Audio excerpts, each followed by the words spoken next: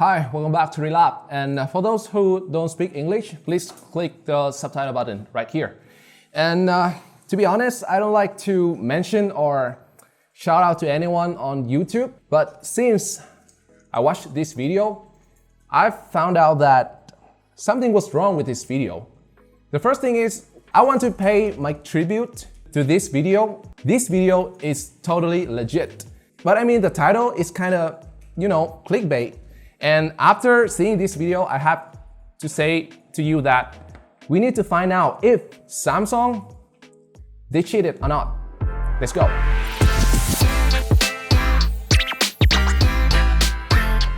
Và đó là một cái phần intro thiện lành dành cho các anh em nào mà đã xem video nói rằng Samsung đã cheat hay là fake FPS của một reviewer nước ngoài. Thì mình tin rằng có một vài điểm mà mình muốn nói và muốn chia sẻ cho các bạn trong video ngày hôm nay. Trước hết thì mình muốn nói rằng video này không nhằm mục đích hạ bệ hay là công kích hoặc là che giấu hay bảo vệ cho bất kỳ sai trái nào đến từ bất kỳ nhà sản xuất nào. Và video này mình sẽ cùng với các bạn kiểm chứng xem rằng Samsung có cố tình ăn gian với tựa game Genshin Impact hay không. Khi mà hôm qua thì chúng ta đã có dần lên cái vụ đó là Samsung đã giả cái FPS ở trên tựa game Genshin Impact và với một vài phần mềm như là Game Bench hay là Perfdock. Và hiện tượng này nếu các bạn xem ở trên mạng thì đa phần các reviewer cũng như là các anh em post bài chỉ nói về một tựa game duy nhất, đó là tựa game Genshin Impact mà thôi. Và với hiện tượng này thì tốc độ khung hình của game sẽ được tăng lên là 15 FPS nếu các bạn đo bằng cái phần mềm bên thứ ba. Nói nôm na ra đấy, nếu các bạn chọn tốc độ 24 khung hình trên giây, khi các bạn vào phần cài đặt thì nó sẽ hiện lên là thành khoảng 40 FPS nếu các bạn đo ở trên những phần mềm. Hoặc nếu các bạn chọn 30 FPS ở trong cái chế độ cài đặt thì nó sẽ hiện lên là 45 FPS. Còn 60 FPS thì nó lại hiện rất là chuẩn trên những phần mềm này.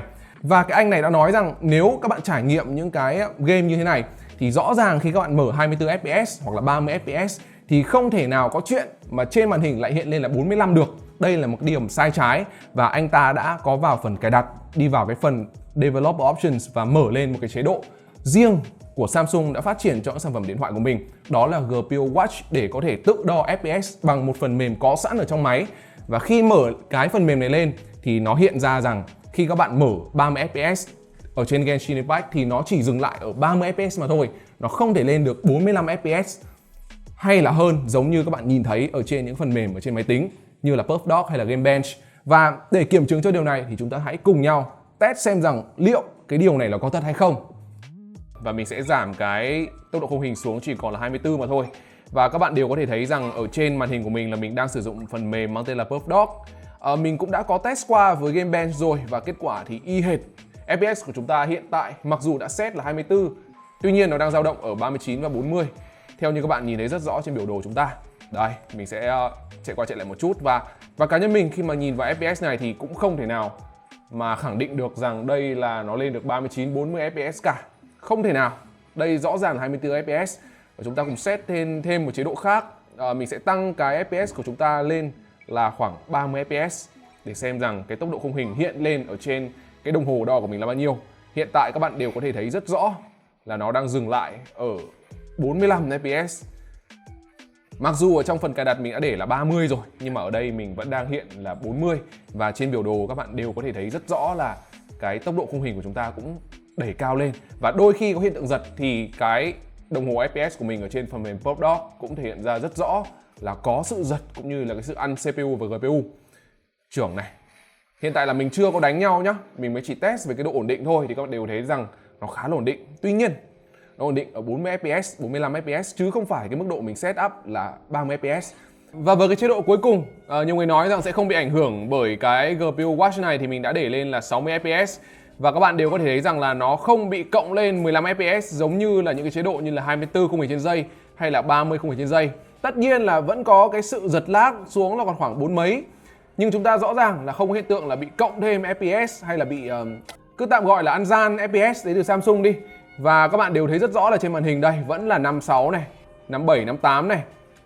Rất là mượt và ở trên khung hình của chúng ta mình đo bằng Perfdock thì cũng không có hiện tượng là bị cao lên so với bình thường. Vẫn dao động ở khoảng 49 đến 61 FPS. Các bạn thấy là mình đã bật GPU Watch lên rồi nhá. Và sau khi mà bật GPU Watch lên thì mình sẽ set lại về chế độ của chúng ta là 24 khung hình trên giây.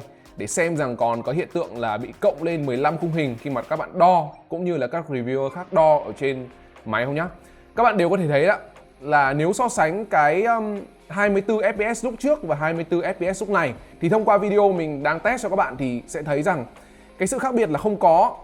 Nếu các bạn nhìn đây này, nhưng mà rõ ràng là cái đồng hồ FPS của mình đang đếm này, 24 FPS rất rõ chứ không còn phải là hơn 30 FPS như lúc nãy nữa. Đấy, có nghĩa là khi mà các bạn bật cái GPU Watch của Samsung lên thì rõ ràng là nó đang thể hiện đúng cái FPS mà các bạn thiết lập ở trong phần cài đặt. Bây giờ chúng ta sẽ cùng thử chuyển qua cái tốc độ khung hình là 30 FPS để xem sao. Khi mà mình chuyển sang 30 FPS thì bật GPU Watch lên thì không chỉ GPU Watch đã hiện lên chế độ là 30 FPS, đây trung bình là khoảng 24 này, 25 này, mà kể cả phần mềm PerfDog nó cũng hiện nguyên hình ra là nó đang đo ở một cái tốc độ khung hình là 30 FPS rất là rõ. Và bởi vì chúng ta có vấn đề với Genshin Impact thì nên là mình đã tiếp tục lựa chọn một tựa game tiếp theo, đó chính là tựa game PUBG Mobile. Một tựa game đơn giản hơn khi mà mình set cái FPS ở medium, có nghĩa là 26 FPS, thì các bạn đều có thể thấy rất rõ rằng là kể cả khi đã bật GPU Watch lên rồi để xem rằng nó có bị cộng 15 FPS lên hay không thì nó vẫn thể hiện rất rõ. Đây, nghĩa là mình đã để medium có nghĩa là 24 đến 25 FPS nhá. Nó vẫn thể hiện là 26 FPS, có nghĩa là không có chuyện cộng lên 15 FPS ở trong cái tựa game là PUBG Mobile của chúng ta. Kể cả khi mình xoáy này, đây là phòng chờ thôi, mình muốn nó ổn định một chút. Và chúng ta sẽ chuyển sang cái chế độ là 30 FPS để xem rằng là nếu dùng 30 FPS thì có bị cộng lên là 45 FPS hay không. Thì các bạn đều có thể thấy rất rõ là kể cả ở trên GPU Watch lẫn trên PerfDog thì cái tốc độ khung hình của chúng ta vẫn sẽ dao động ở khoảng 30 FPS, hoàn toàn không hiện tượng là cộng lên, các thêm cái FPS khi mà các bạn đo bằng phần mềm. Và cuối cùng thì chúng ta thử test xem rằng 60 FPS thì sao. Đây, tương đồng với Genshin Impact thôi. Cái chế độ này thì không bị các lên 15 FPS các bạn nhé, vẫn là 60 FPS rất ổn định. Và như vậy chúng ta có thể kết luận rằng ở tựa game PUBG Mobile thì rõ thấy rằng không có hiện tượng là FPS bị đội lên, hay là nói nôm na là nhiều người nói là Samsung fake ấy. Như vậy là mình đã cùng với các bạn trải qua xong những cái bài test với hai tựa game rất là đình đám hiện tại là Genshin Impact và PUBG Mobile, thì mình kết luận lại cho các bạn rằng đúng là có cái sự cộng FPS lên, và hầu như những anh em reviewer nào trước đây đã sử dụng cái tựa game này để test rồi thì sẽ thấy rằng là cái FPS nó hiện không chuẩn nếu các bạn để những cái khung hình thấp hơn. Và nếu sử dụng tốc độ khung hình là 60 FPS, và các bạn cũng sẽ thấy rằng như Relab đã làm từ trước đây rồi, thì cái tốc độ FPS này vẫn chuẩn và vẫn đủ để chúng ta có thể đánh giá được cái tựa game này. Và với những anh em nào mà đang sử dụng chiếc điện thoại này thì mình nghĩ rằng các bạn chưa phải hốt đâu. Tất nhiên là nó vẫn sẽ kém một vài sản phẩm chạy chip Snapdragon. Tuy nhiên với số tiền các bạn bỏ ra thì các bạn cứ yên tâm. Nếu các bạn đang có ý định mua thì không cần phải lo lắng quá nhiều. Và nếu các bạn đến với sử dụng Việt thì chiếc Samsung Galaxy S21 Plus và S21 Ultra của chúng ta đều đang có mức giá rất là tốt, và vẫn có những cái trả góp lãi suất 0%, trade-in thu cũ đổi mới và cái mã giảm giá làm thành viên Relab. Thì tất cả những sản phẩm đến từ Samsung S21 Plus Series các bạn có thể truy cập vào đường link bán hàng của Di động Việt, mình sẽ để ở phía dưới đây. Tuy nhiên, nhận định của mình về vấn đề này không phải là Samsung đang cố tình lừa gạt chúng ta, hoặc là họ đang fake FPS như một vài anh em có nói trong group, mà cá nhân mình nghĩ đây chỉ đơn giản là một cái lỗi, một cái bug mà thôi. Lý do vì sao? Thứ nhất, mình nghĩ rằng Samsung không dại để tự đi mà fake cái điểm FPS khi các bạn đo ở trên những phần mềm thứ ba như thế này. Khi các bạn vào cài đặt ở trong game Genshin Impact ấy, thì game nó đã đưa cho các bạn những cái lựa chọn rõ mồn một là các bạn sẽ chạy ở trên 24, 30 hay là 60 FPS để người dùng có thể tự thoải mái lựa chọn rồi.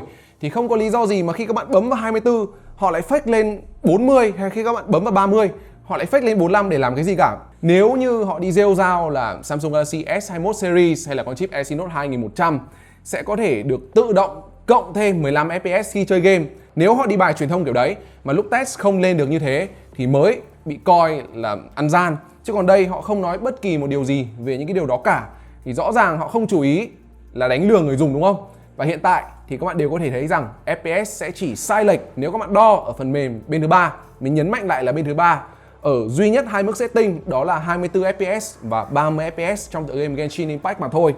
Toàn bộ những tựa game khác như PUBG Mobile hay là COD mình đã thử test qua, và kể cả bật GPU Watch, cái phần mềm mà phát hiện ra là có cái sự sai lệch ở đây, đều cho ra những cái thông số rất hợp lý khi mình chơi những tựa game trên. Và mình lại đặt ra một câu hỏi nữa rằng fake được cái tốc độ FPS đo được ở trên game Genshin thì tại sao họ không fake toàn bộ đi? Trong khi mà Samsung không có một chút truyền thông nào về việc rằng là Genshin sẽ mượt hơn bình thường so với những chiếc điện thoại khác như mình nói phía trên. Thứ hai, nếu họ chủ định, chủ ý hoặc là fake cái tốc độ khung hình cài đặt ở trong game là 24 FPS và 30 FPS thì tại sao họ không fake luôn cả 60 FPS đi? Đằng này khi các bạn chọn cái chế độ là 60 khung hình trên giây ở trong tựa game Genshin Impact thì cái phần mềm của mình vẫn đo được ra là 60 chứ không có hiện tượng là cộng lên 15 như là 75 hay là 80, thậm chí là 90 khung hình trên giây. Giống như hiện tượng các bạn gặp phải với 24 và 30 FPS thì cái điều này càng củng cố thêm cho mình rằng cái việc các bạn bị sai lệch cái thông tin các bạn đo ấy nó là một cái lỗi chứ không phải là một chủ ý đến từ Samsung. Và thứ ba, cái điểm mình nghĩ rằng quan trọng nhất đó là sự sai lệch về FPS sẽ chỉ xuất hiện khi sử dụng phần mềm đo của bên thứ ba mà thôi, như là Geekbench hay là Puffdog chẳng hạn. Trong khi cái phần mềm mà chính Samsung tạo ra để đo FPS lại hiện ra những thông số rất chuẩn. Và mình lại đặt thêm một câu hỏi nữa rằng nếu họ có ý định gian lận hoặc là fake FPS thì tại sao họ không fake cả ở trong GPU Watch, ứng dụng đo FPS có sẵn ở trong máy đi, mà lại fake một cái phần mềm ở bên thứ ba như là Puffdog hay là Geekbench để làm cái gì? Chẳng lẽ họ lại tự tạo ra một cái app và dùng chính cái app đó để bóp chính mình hay sao? Đây hoàn toàn là điều mà mình thấy rằng vô lý. Và thêm nữa, toàn bộ những cái phần mình đã test là những phần mềm ở bên thứ ba mà thôi. Những cái công cụ này hoàn toàn là những công cụ để đo FPS chứ không phải những cái công cụ đo điểm hay là chấm điểm benchmark. Trước kia chúng ta sẽ thường tố cáo những hãng Trung Quốc là họ sẽ gian lận cái số điểm DXO Max để nhằm ăn thua về cái vị trí xếp hạng mỗi khi cái máy của chúng ta được chấm điểm xong. Và những cái con số trên sẽ thường rất dễ để đánh lừa người dùng. Bởi vì các bạn tưởng tượng mà xem, các bạn sử dụng DXO Max này để đo về cái điểm camera thì sẽ rất là khó để cho các bạn có thể cân đo đong đếm được rằng nó đúng hay là nó sai. Các bạn giơ lên để đo này, nó bảo là được 10 điểm thì các bạn chỉ tin là 10 điểm thôi. Nó bảo được 8 điểm, các bạn cũng chỉ tin được 8 điểm thôi. Một cái thứ mà các bạn không thể nào nhìn vào mắt thường để ra điểm được. Còn khi các bạn đo FPS thì đây là những cái thứ mà các bạn cân đo đong đếm được bằng mắt thường của mình. 24 FPS các bạn nhìn ra rất dễ, 30, 40, 60 FPS các bạn đều phân biệt rất dễ với nhau. Chứ không phải là những thang điểm mơ hồ như là thang điểm chụp ảnh, đo 3D hay là đo hiệu năng cả. Và vì thế FPS nếu mà fake thang đo thì đúng là tự hủy. Và một hãng lớn và tham vọng như Samsung thì rõ ràng mình nghĩ rằng họ không dám làm điều này đâu. Và mọi video làm về gaming khác trên con game là Genshin Impact ở trên mọi chiếc máy khác, đặc biệt là 30 phút gaming thì Relab bọn mình đều test trên chế độ khung hình là 60 FPS. Cái tốc độ khung hình mà game Genshin Impact không bị ảnh hưởng bởi những cái phần mềm bên thứ ba, có nghĩa là đo vẫn rất là chuẩn và bọn mình tự tin rằng kết quả cho ra vẫn rất là xác đáng và chính xác. Và các bạn cứ yên tâm mà theo dõi thôi, không có cái điều gì phải lấn cấn cả. Và đó là toàn bộ những chia sẻ của mình. Nếu chốt lại một điểm thì cá nhân mình vẫn khẳng định rằng Samsung họ không dám fake đâu. Và có lẽ đây vẫn chỉ là một cái bug thôi. Và các bạn nhớ nhá, hiện tại cái game Genshin Impact này khi mà mình chơi máy vẫn rất là nóng, rõ ràng là nó vẫn chưa có cái phần mềm nhúng để tối ưu cái tựa game này. Còn PUBG Mobile thì vẫn chưa thể lên được 90 FPS thì rõ ràng là những cái tựa game này của chúng ta vẫn chưa được 100% tối ưu. Thế nên những cái lỗi xảy ra khi các bạn đo bằng những phần mềm bên thứ ba là điều hoàn toàn có thể. Mình không phải là một người chuyên sâu về kỹ thuật, những cái code ở bên trong, thế nên là mình không dám khẳng định 100%. Tuy nhiên mình vẫn tin là mình đúng và chúng ta cùng chờ thêm những cái bản cập nhật tiếp theo để xem rằng cái lỗi này có được sửa hay không. Tuy nhiên ở thời điểm hiện tại thì mình tin rằng S21 với con chip là Exynos 2100 vẫn là một lựa chọn ok nếu các bạn chơi những cái tựa game nhẹ nhàng, PUBG hay Liên Quân hay Liên Minh đều rất là ngon. Thì các bạn đừng quên truy cập vào đường link bán hàng của Diệu Việt, tất cả mình sẽ để ở trong đường link đến phần mô tả. Các bạn nghĩ sao về điều này? Đừng quên để lại ý kiến comment phía bên dưới và mình mong rằng chúng ta sẽ bình luận thật là văn minh. Các bạn thấy hay đừng quên bấm like, bấm subscribe, bấm chuông cho kênh YouTube của Relab để không bỏ lỡ bất kỳ video nào. Còn bây giờ xin chào và hẹn gặp lại.